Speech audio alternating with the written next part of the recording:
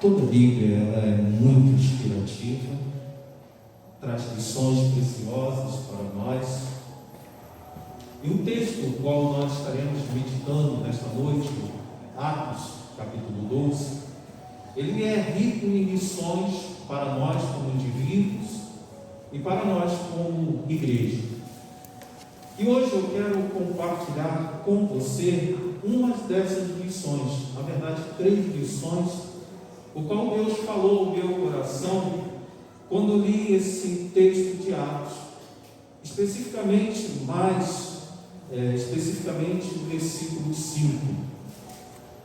E assim Pedro estava preso e era vigiado pelos guardas, mas a igreja continuava a orar com fervor por ele. Queridos, são 3 lições que eu aprendo e eu quero desenvolver ela com você. A primeira delas é que o inimigo, ele sempre vai buscar tirar aquilo que é poderoso na nossa vida. A nossa fé, e a fé que é demonstrada através da nossa oração, uma oração confiante neste Deus que tudo pode. A segunda lição que nós veremos é que aqueles que se unem em oração, eles são libertos e proporcionam libertação. E por último, nós veremos que aquele que é liberto descansa em paz. Vamos então meditar nesse texto glorioso que, mais uma vez, eu quero ler. E assim Pedro estava preso e era vigiado pelos guardas, mas a igreja continuava a orar com fervor por ele. Queridos, a igreja de Cristo, nós, servos de Deus, temos uma arma poderosa. Na verdade, várias armas poderosas. Mas, especificamente, nós temos uma que faz um grande estrago no inferno, que é a fé e é a oração com fé.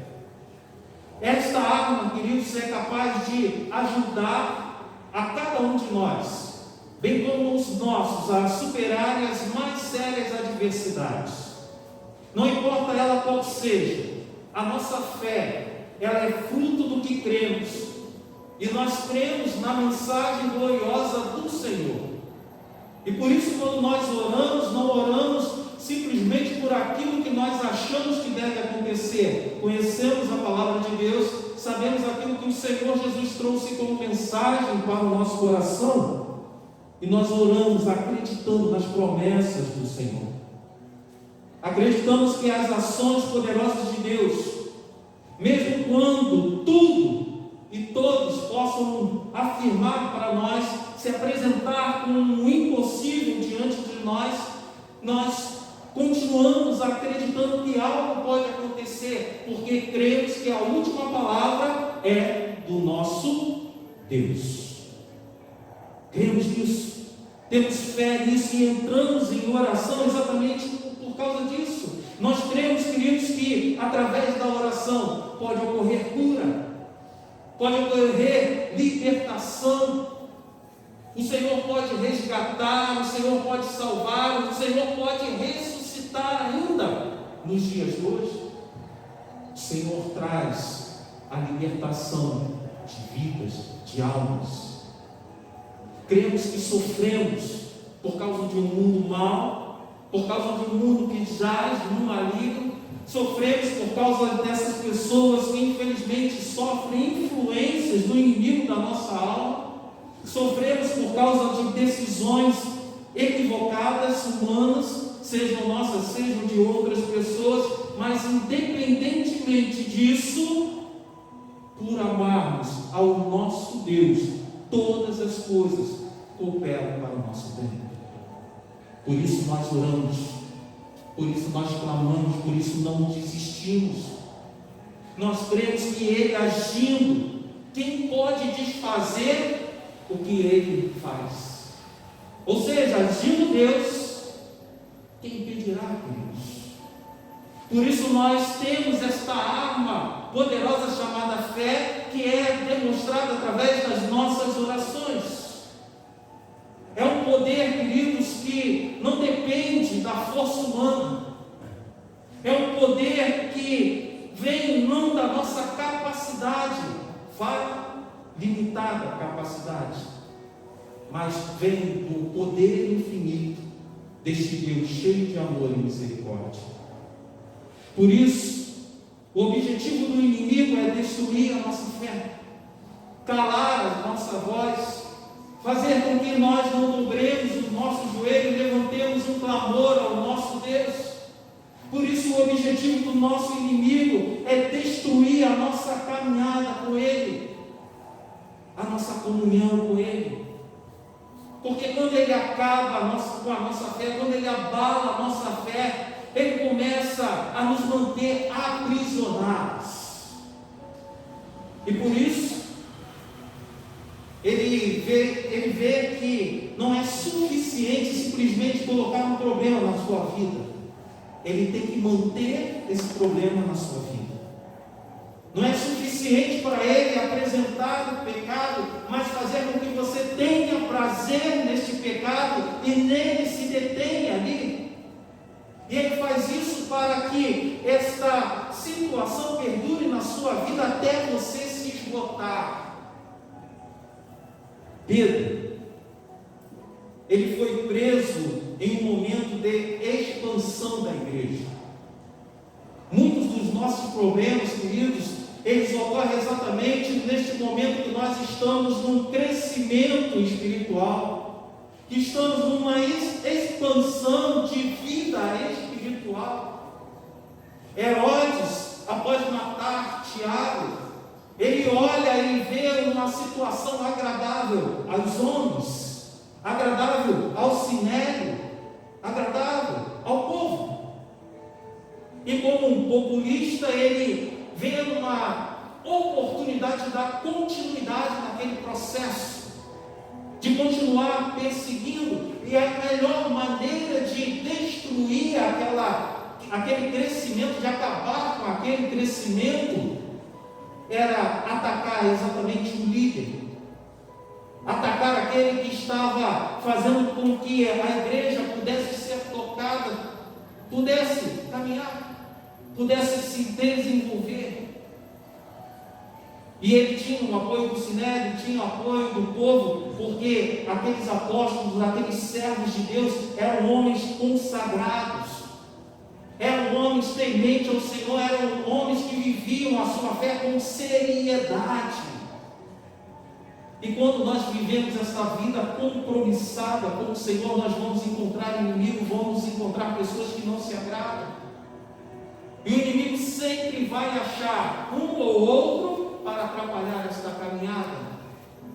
Então, com o objetivo de impedir com que crescesse, com que o Evangelho continuasse a se expandir, ele ataca a liderança. O inimigo da nossa alma vem em Herodes, uma pessoa pronta a ser usada como flecha, contra o seu servo, contra a sua igreja. E assim, atacando aquele homem, quem sabe todos desistissem, abandonassem a sua fé. Como cristãos, queridos, nós temos um peso importante nas batalhas espirituais. Você, como servo de Deus, tem um peso importante na sua casa. Não importa quantos não sejam cristãos. Você sendo servo de Deus, você tendo uma vida compromissada com o Senhor, isso faz uma diferença dentro do seu lar. Basta um cristão com fé, basta um cristão com seriedade, com uma vida consagrada a Deus, para fazer com que esta balança espiritual sempre venha pender para o lado do bem. Quantos livramentos familiares já receberam através da oração de um justo? Quantas pessoas abandonaram o Evangelho e através de um pai, uma mãe temente a Deus, dobrando o seu joelho, clamando, recebeu livramentos e mais livramentos até ter um encontro novamente com o Senhor? Filhos, cônjuges, familiares, Nós somos tentados, irmãos, a fazer escolhas erradas. Essas pessoas são tentadas a fazer escolhas equivocadas. Isso pode nos levar a cadeias espirituais e a cadeias físicas. Quantas pessoas cresceram no Evangelho, se afastaram, fizeram escolhas erradas, amigos errados e acabaram presos fisicamente na cadeia. Sendo assim, queridos, temos que estar atentos aos ataques do inimigo. Temos que estar atentos principalmente a coisas que buscam abalar a nossa fé, a situações que tentam nos tirar de uma caminhada firme com o Senhor. O inimigo da nossa alma é um estrategista. Ele sabe exatamente aonde tocar, como tocar e a quem usar. Ele sabe procurar pessoas para complicar a caminhada cristã de outras. Foi o caso de Herodes. Como pode ser o caso de um vizinho, pode ser o caso de uma pessoa amiga.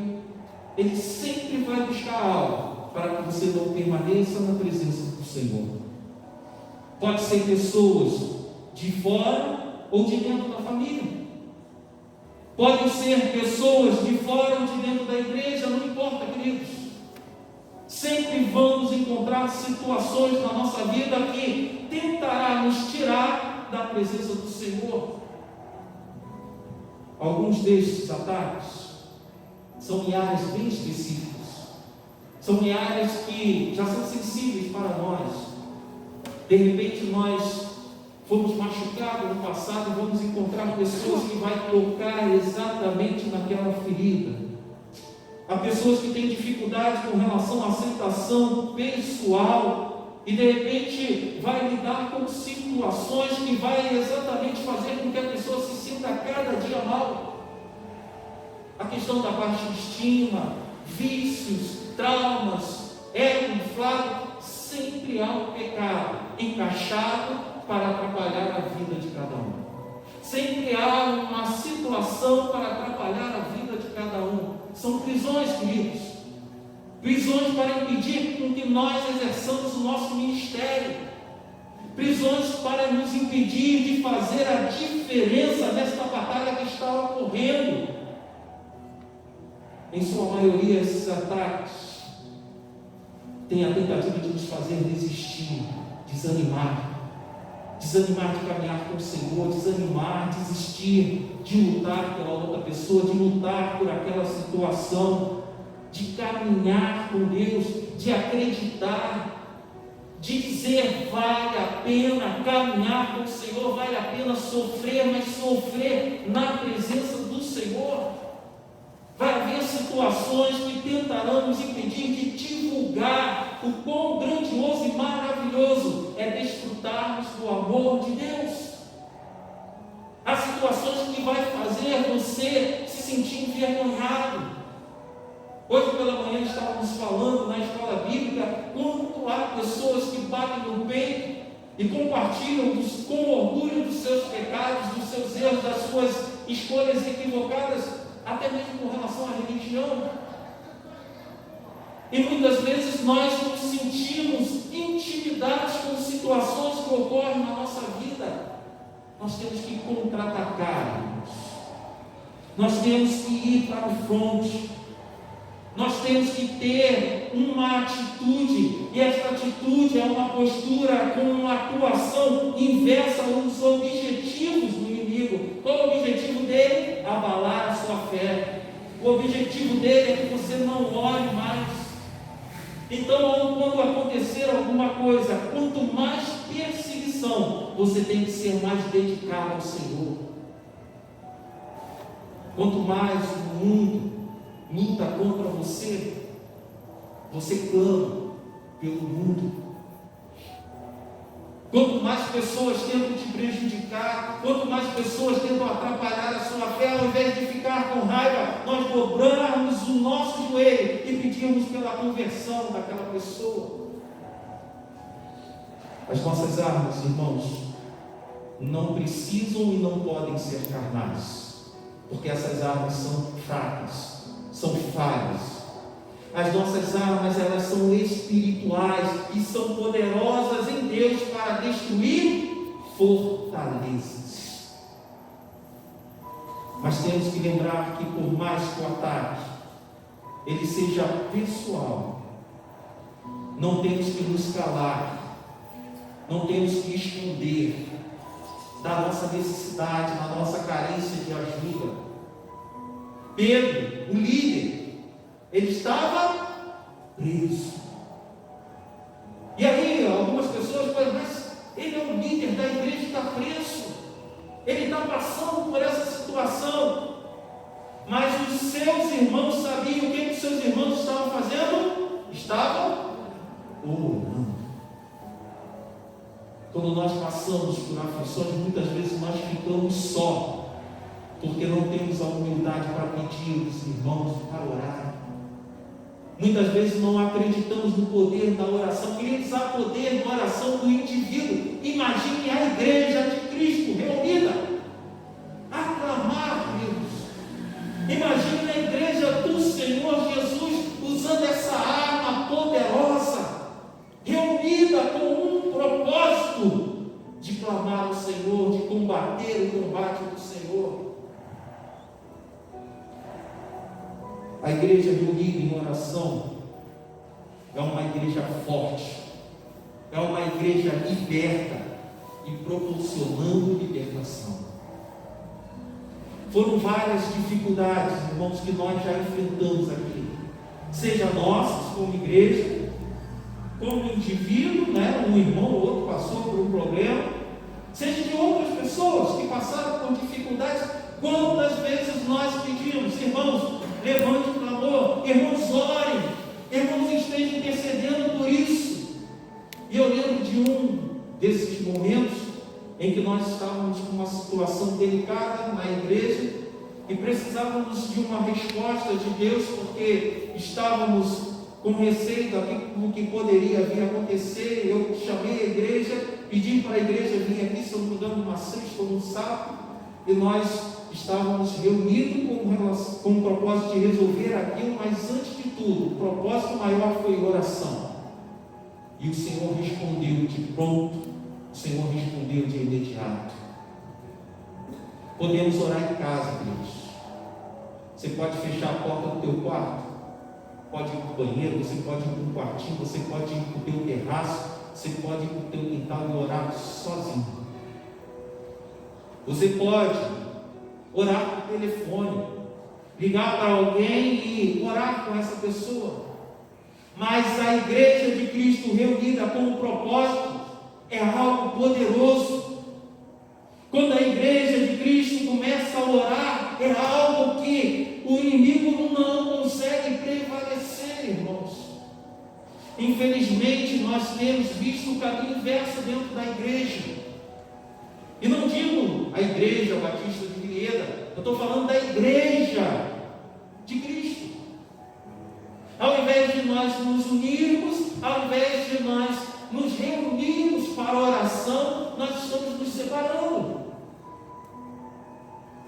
Através das circunstâncias do dia a dia, através das nossas prioridades que nós temos, cada um tem a sua prioridade para um dia, através de repente de um dia que nos foi cansativo, nós estamos nos afastando.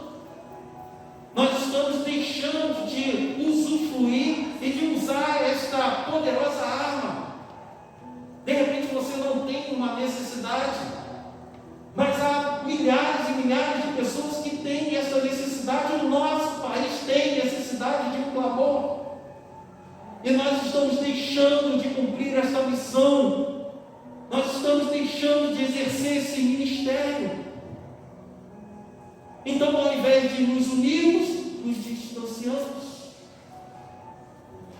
Ainda há pessoas que, infelizmente, colocam várias desculpas e desculpas de pecado.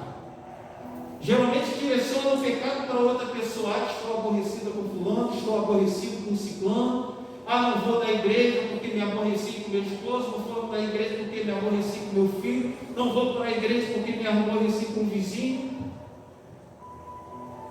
Tem pessoas que não suportam, assim diz ou não atura certas pessoas e por isso não vai para a igreja orar. Queridos, não temos que aturar, nós temos que amar. E se tem algo que está errado, a princípio está errado no nosso coração, porque não clamamos ao Senhor pedindo para que Ele trate a nossa vida. Queridos, olhem para esta passagem, a igreja estava unida em oração, e você acha que se houvesse divisão, se houvesse contenda, se houvesse ódio, rancor, Deus estaria ouvindo esta igreja? Precisamos tratar o nosso coração para entrarmos na presença de Deus. Precisamos tratar aquilo que está de errado e não conseguimos tratar a vida do outro. Nós precisamos tratar a nossa vida. Se temos que clamar a Deus, temos que superar divergências. Temos que superar situações que nos impedem de estarmos na presença de Deus. Porque sempre haverá dificuldade, queridos. Não espere facilidade, não espere um momento bom para você estar na casa do Senhor clamando, porque esse momento talvez nunca chegue. Você sabe por que somos atacados e perseguidos como indivíduos cristãos e como a igreja de Cristo? Você sabe por que há contendas, há divisões nas igrejas, há pessoas que ficam aborrecidas umas com as outras dentro de igreja? Porque a igreja dispersa, ela é fraca. A igreja que não se une é fraca, ela não cresce, ela não consegue os seus objetivos, ela não consegue concluir a sua missão. E meu querido, pare de pensar quando nós falamos igreja, aí você fica, igreja de tal lugar, igreja de tal lugar. Somos nós, eu estou falando de nós como igreja. Esse templo aí, que está sentado, ouvindo a mensagem do Senhor, ele precisa expandir, ele precisa crescer, ele precisa completar a sua missão, ele precisa fazer a vontade de Deus. Por isso ela precisa viver reunida, orando com o propósito, mas ela só consegue isso quando ela vence as adversidades, e as maiores adversidades estão aqui, no nosso coração. Começa aqui, na nossa vida.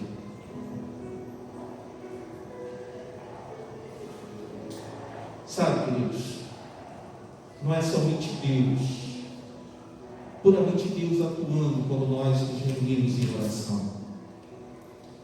Quando nós nos unimos como a igreja de Atos em oração, é a igreja se livrando, se libertando das suas amarras, das suas correntes, das suas algemas. Quando eu me disponho a vencer as minhas diferenças com A, B e C, quando eu me proponho a orar por quem quer o meu mal, eu estou me desfazendo das amarras que o inimigo tenta colocar em mim. Ele tenta colocar na minha vida a amarra do ódio, do rancor, do revite.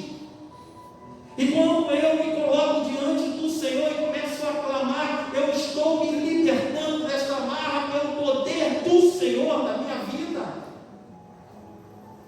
Ele começa a trabalhar no meu coração e começa a modificar aquilo que o inimigo tenta me aprisionar, tenta fazer de errado para comigo. A igreja precisa estar perdoando constantemente, a igreja precisa ser perdoadora. Nós precisamos perdoar, nós precisamos superar as nossas dificuldades individuais e coletivas, irmãos, para que o Senhor ouça as nossas orações. Aqueles que congregam, lutam para que a união com Deus prevaleça e para que o Senhor ouça a sua oração. Mas essa união com Deus, essa comunhão com o Senhor, essa proximidade com o Senhor, ela só pode ocorrer se eu tenho a proximidade, comunhão com o meu irmão. Só vai acontecer dessa forma, querido. Então não é cada um por si. Então não é aquela pessoa que me fez mal e que se exploda ela. Não é aquela pessoa que tem trazido transtorno para a minha vida e que ela vá para o outro lado. Não, eu preciso ter cuidado com aquilo que está sendo produzido na minha vida, no meu coração. O mundo vem contra nós com agressões, o mundo vem contra nós com difamações, o mundo vem contra nós motivando ciúmes, e o mundo vem contra nós porque é ciumento para aquilo que nós somos com Deus. Desde o início da história da humanidade foi assim, queridos. Por ciúme, por inveja. E isso gera incompreensão também. E tudo isso vem a gerar ódio, rancor, mágoa, raiva. E essas são as armas que o mundo usa contra nós. Essas são as armas que pessoas que não têm seu coração quebrantado usam para conosco, ficam com raiva e a gente fica chateado, fica magoado, e aí a gente revida. Como que a gente fica? Com raiva. A gente fica chateado. Quando Jesus estava para ser preso, um guarda desembanhou uma espada. Desculpa, Deus. Pedro desembanhou uma espada e cortou a orelha desse guarda. O que Jesus fez? Parabéns, Pedro. É isso aí, Pedro. Toma lá da cara. É isso aí, servo valente, corajoso. Foi isso. Jesus imediatamente chamou a atenção de Pedro. Guarde a sua espada. Jesus fala constantemente ao nosso coração, irmãos. Quando as pessoas vêm conosco, para nós, para cima de nós, cheio de pedra, guarde a sua espada. Guarde a sua espada da ira. Guarde a sua espada do ódio.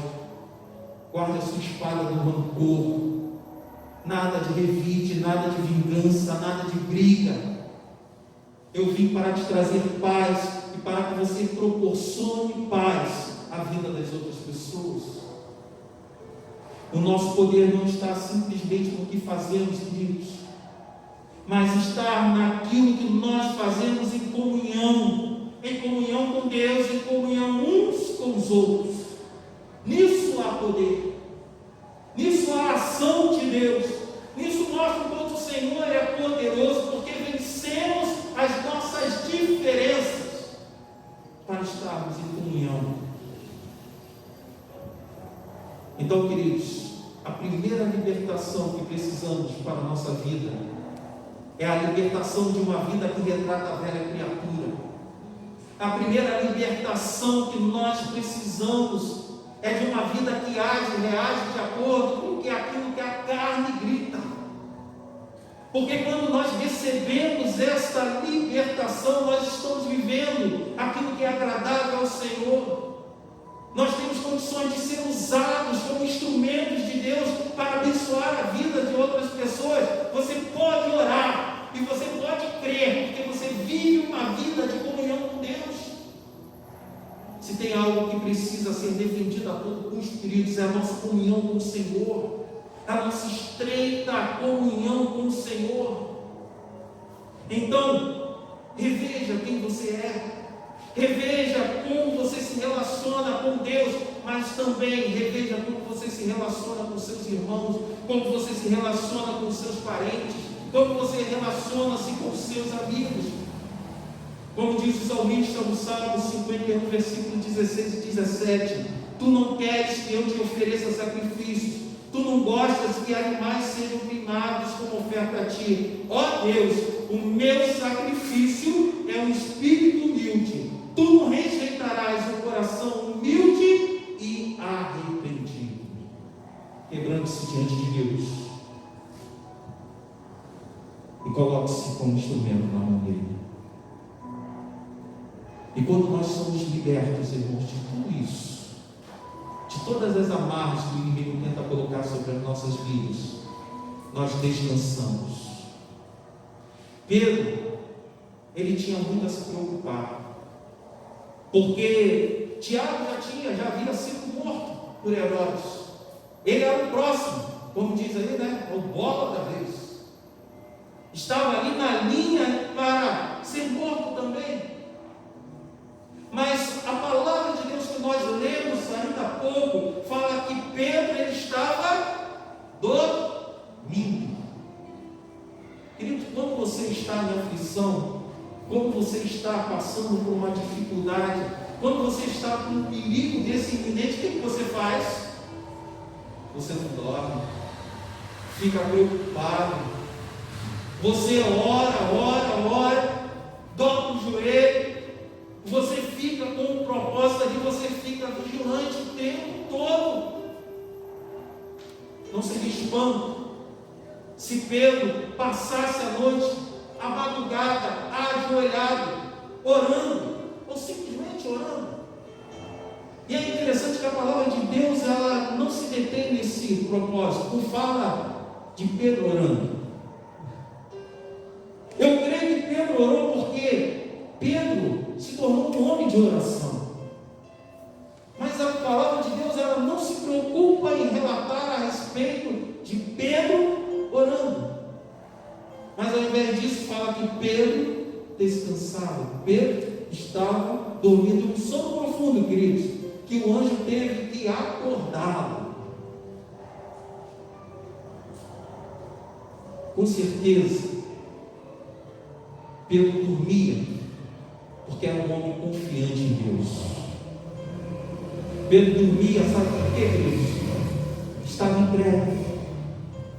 Estava entregue. Por que me abalar agora que eu entreguei?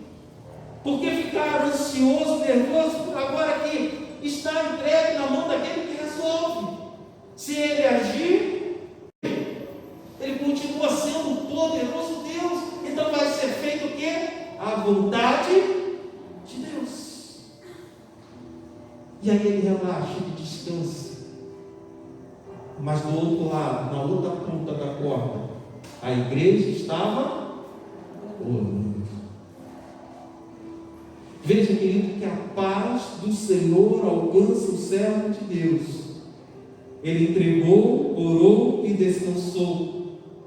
Mas a igreja continua ainda intercedendo pela vida dele. Nós vemos nesta cena uma cena de confiança, queridos, confiança em Deus. Nós vemos um exemplo daquilo que nós devemos exercitar todos os dias da nossa vida. Nós clamamos, mas muitas vezes nós vivemos desgastados, nós vivemos preocupados. Nós devemos confiar. E quem confia, descansa. Se nós confiamos em Deus, devemos descansar nas promessas do Senhor, devemos aguardar aquilo que o Senhor vai fazer sobre as nossas vidas. Por mais que a nossa incapacidade nos deixe ansiosos e preocupados, precisamos nos esforçar para vivermos em plena confiança com este Deus de poder e amor. Eu creio que Pedro dorme profundamente, queridos, porque o destino dele, ele sabia que não estava selado pelas mãos de Herodes, mas que o destino dele havia sido escrito pelo Deus que o amava acima de todas as coisas. Por isso ele podia descansar.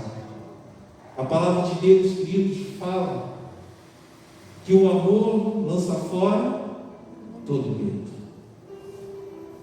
E Pedro aprendeu a amar o seu Senhor de tal forma, queridos, que ele poderia viver aquele momento sem sentir medo, simplesmente confiar, simplesmente ali dormir. Queridos, nós não estamos só. Pedro, naquele momento, ele não estava só. Jesus ensinou a ele, Jesus cumpriu a promessa para a vida dele. Jesus voltou para o Pai, mas Jesus deixou o amigo, deixou o consolador, deixou o companheiro, e esse estava com ele naquele instante. E ele podia descansar no Senhor. Você pode descansar no Senhor, porque o Espírito Santo de Deus, O Consolador está aqui nesse instante. Está a falar ao teu coração que as suas promessas não foram esquecidas. Mas você precisa fazer a vontade dele. Você precisa confiar nele. O Espírito Santo está falando para nós que nós não estamos só, queridos. Temos lutas, mas nós somos amados do Senhor.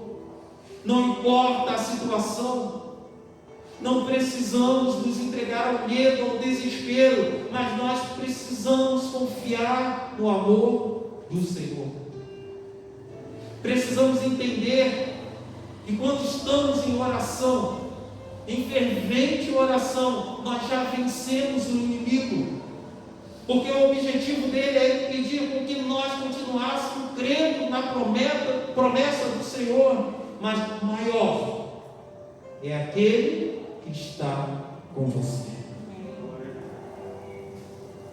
do que aquele que está no mundo. Portanto, dobre o seu joelho. Não importe a oração, não importe a situação, não importe a dificuldade, ore ao Senhor.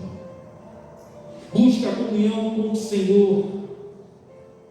O medo diante das dificuldades vai fazer com que você se acovarde, vai fazer com que você não siga em frente. Mas a fé que você precisa, essa fé é acrescentada por Deus na sua vida, essa fé te dá coragem. E a coragem, queridos, não é a ausência de medo, mas é fazer a vontade de Deus mesmo com medo, é enfrentar aquela situação mesmo com medo.